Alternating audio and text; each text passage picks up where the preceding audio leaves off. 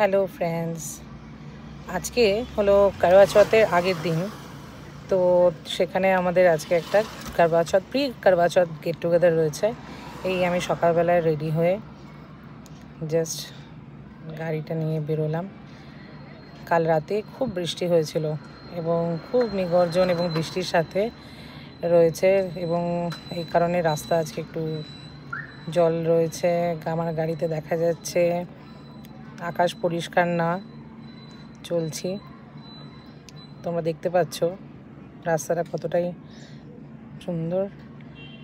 আমার বান্ধবী রাস্তায় ওয়েট করছিল আমার জন্য, ওকে আমি নিয়ে এই আবার চলতে শুরু করলাম। আমাদের ভেন্যুটা একটু দূরে ছিল ঘর থেকে, তো এই আমরা দুজনে একসাথে গল্প করতে করতে গাড়িতে আমরা পৌঁছলাম। বাকি ফ্রেন্ডরা আগেই পৌঁছে গেছিলো। সেখানে আমরা একটু ফটো, গল্প, আড্ডা, গেমস এইসব এনজয় করলাম। তারপরে ওখানে বেরিয়ে আমি চলে এসেছি মেয়ের স্কুলে, মেয়েকে পিক করার জন্য। ছুটি হবে। ধন্যবাদ।